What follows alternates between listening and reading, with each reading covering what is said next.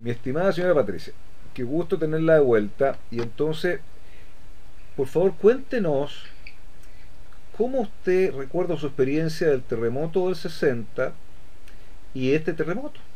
¿Cuáles son las similaridades y las diferencias? A ver, el terremoto del 60, a pesar de que fue bastante fuerte, como le decía, yo viví en Temuco, y me tuvieron que sacar, digamos, mi papá en brazos poco menos, o sea, pero la sensación fue totalmente distinta.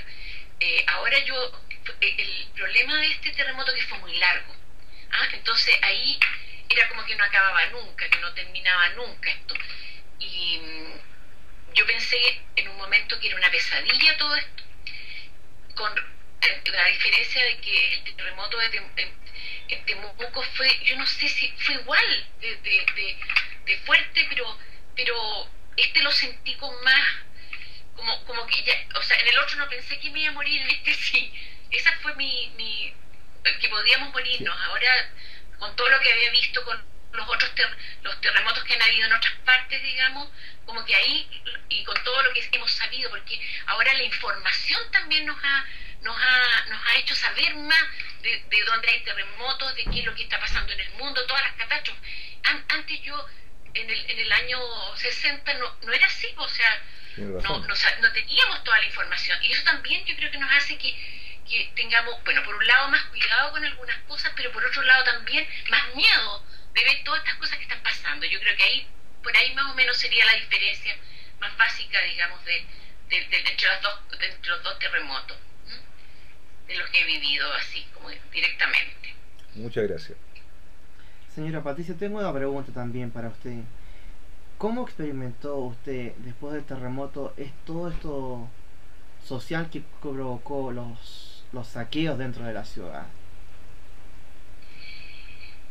La verdad que fue terrible, fue más terrible que el terremoto, porque yo pensaba y decía, bueno, el terremoto es una cosa de la naturaleza que yo no puedo controlar, pero los saqueos sí los puedo controlar. Y ahí viene, digamos, la parte que yo me hacía estas preguntas de cómo es posible que haya gente que, mientras que se dedique a saquear, que se dedique que no piense en el resto de las personas, pensaba en las personas más necesitadas, porque por último uno tiene medios como para mantener un stock de ¿cómo se llama? De supermercado, pero la gente pobre que no tiene, que compra el día a día, ¿cómo estaba viviendo esa gente ese momento, digamos? ¿Ah? Y que pues lógicamente ellos no saquean, porque no es más humilde el que saquea, o sea, hay de todo, digamos, en esta gama de... Entonces no lo podía entender, la verdad que para mí fue más terrible el saqueo, el miedo de la noche, de acostarnos, o sea, dormir y pensar que estaban toda la gente, nosotros estábamos organizados en mi calle, qué sé yo, para no dejar entrar gente que fuera ajena, se le puso a los autos un número para que supiéramos quiénes autos pertenecían ahí, porque los saqueos eran, yo vi saqueando, y vi saqueando, por ejemplo, un café donde sacaron el plasma, este tipo de cosas.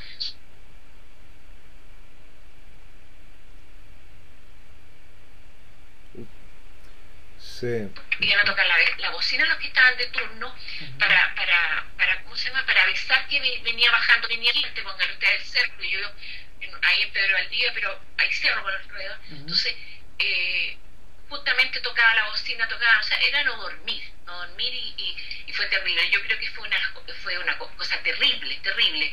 ¿Ah? Yo, honestamente, yo tengo familiares de todos los lados del gobierno, pero la verdad que yo se lo dije a uno que vino a verme, le dije, mira, le dije, para mí lo más terrible fue el saqueo y no entiendo cómo las autoridades chilenas fueron tan egoístas, ¿ah? De haber pensado, bueno, yo no termino mi gobierno con los militares en la calle, ¿me entiendes? Porque no, o sea, no lo entiendo, no lo puedo entender, porque los militares también están para resguardar y para catástrofes, y para eso existen los puentes mecánicos, para eso existe todo esto, de podernos ayudar. Si no es el ejército no es solo ¿cómo se llama esto? Para la guerra ni nada de eso, si es para resguardar el orden en ese minuto. Y Ahora, eso son las cosas que me impactaron, digamos. Por supuesto. Ahora, yo voy a interrumpir un segundo para hacer una pregunta un poquito distinta. Me pareció muy interesante esta distinción que usted hizo entre los saqueos y las personas más necesitadas, y me dio la impresión de que lo que usted sugería es que el ser pobre, el ser más necesitado, no necesariamente lo lleva a saquear, o sea que los saqueos fueron hechos por quiénes. Los saqueos fueron hechos por gente que se aprovechó, digamos, del aprovechador. Lamentablemente, ¿cómo se llama? Mi hijo me decía, mamá, el chileno, digamos, se ha permitido mucho últimamente en Chile, digamos, de que, o de 20 años hemos estado en que el que no tiene derecho poco menos a robarle al otro, al que tiene, y eso es una cosa que hemos sido permisivos durante 20 años. Y es lo que, la verdad que mi hijo me decía, el que está en Finlandia, me decía, mamá, esto de los saqueos también ha sido porque ha sido permisivo. O sea, basándose en lo de los derechos humanos, ¿no es cierto? Que yo no estoy de acuerdo, digamos, por la parte, digamos, de que se violen los derechos humanos, pero se han dado pie para que sea permisivo, que fue permisivo esta etapa en Chile. Ha sido muy permisivo en ese sentido. ¿Ah? Así lo veo yo, por lo menos. Señora Patricia, entonces, eso es lo que le puedo decir. Entonces usted considera que el saqueo fue un efecto psicológico del cambio de la sociedad chilena en estos últimos años que permitió este efecto, este fenómeno de violencia. Yo creo que sí, fíjese. Yo creo que sí, que hay que ha sido, digamos, de permitir cosas que no se deben. O sea, yo lo he escuchado muchas veces entre gente la misma gente que de repente trabaja con él, pero que se preocupa si total no es suyo. ¿Ah? Claro. Cuando yo guardo o cuido algo. ¿Ah? Entonces yo creo que si total el gobierno paga, o paga esto o paga el otro. Entonces eso es lo que no así lo veo, por lo menos. Había un cambio psicológico en la gente. Y después de haber experimentado los saqueos, ¿cómo queda la gente? ¿Qué percepción tiene la gente después de haber visto esto, vivido esto?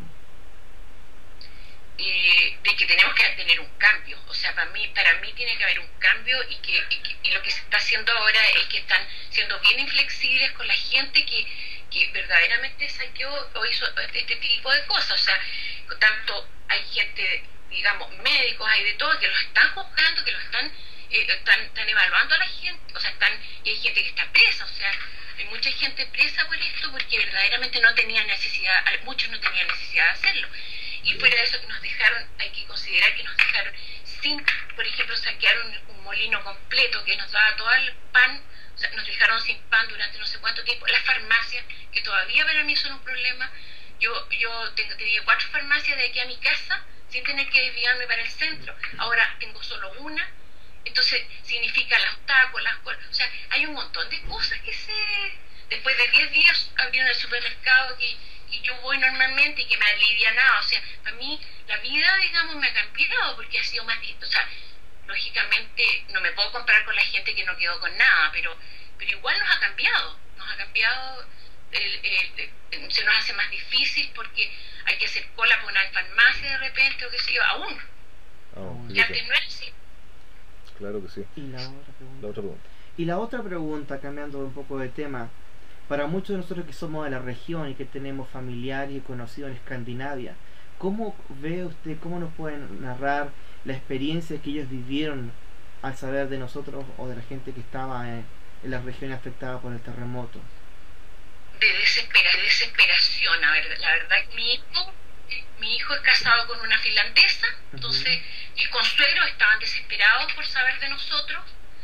Lógicamente mi hijo estaba, pero lo único que llamaba a Santiago, a sus hermanos, digamos, para preguntarle por nosotros, que nosotros no teníamos comunicación, por lo menos, y después nos costó bastante poder hablar con él para que él estuviera tranquilo, porque estaba desesperado. Me imagino. Y también estaba estaba desesperado por nosotros, pero muy avergonzado porque se veía afuera esta actitud de los chilenos, de los saqueos y este tipo de cosas. O sea, estaba muy, avergonzado del pueblo chileno. ¿Ah?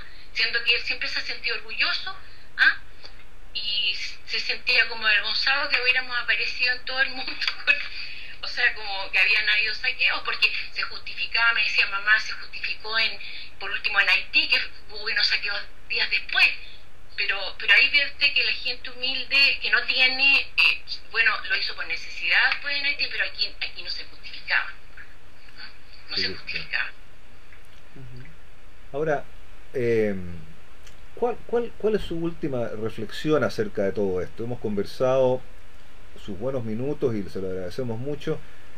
¿Cuál es su reflexión personal acerca de toda esta experiencia del terremoto que han vivido? A ver, primero que nada, aquí estamos dispuestos que en cualquier momento venga otro.